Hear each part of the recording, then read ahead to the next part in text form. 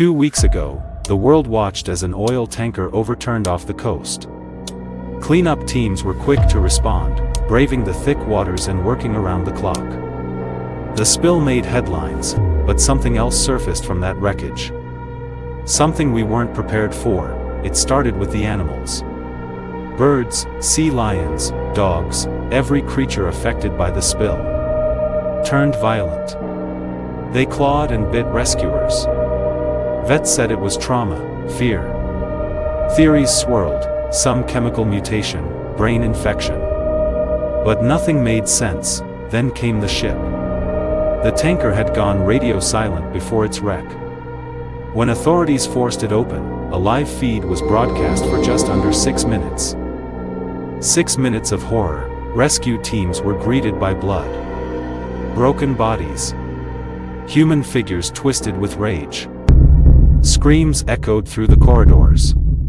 The last shot, one of the rescuers being pulled into the dark by something that used to be a man.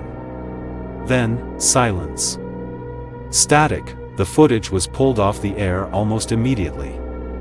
Yet everyone had already seen it.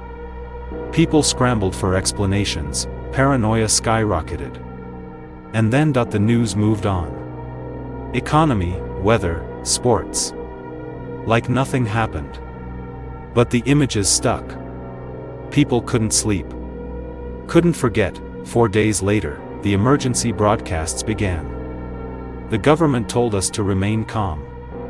But the streets were chaos. Grocery stores stripped bare. People fled their cities, some on foot. Most didn't make it out. 3 days after that, they arrived. They weren't like zombies in the movies. No slow shuffle. These things ran. Screaming.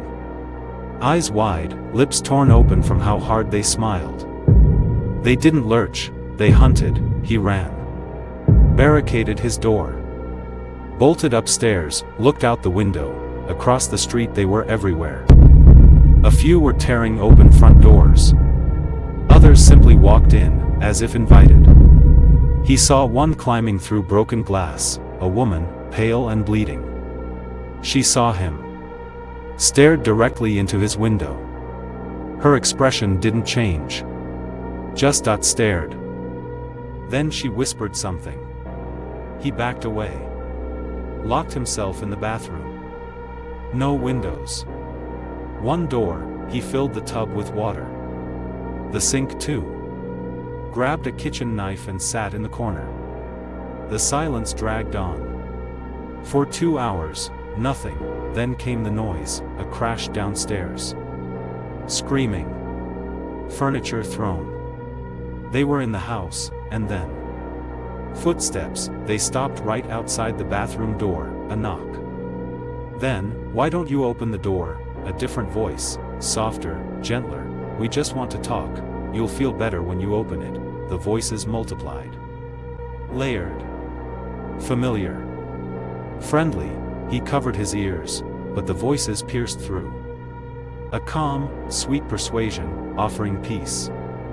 Comfort. And something else. It's been 2 days he hasn't slept. They haven't left.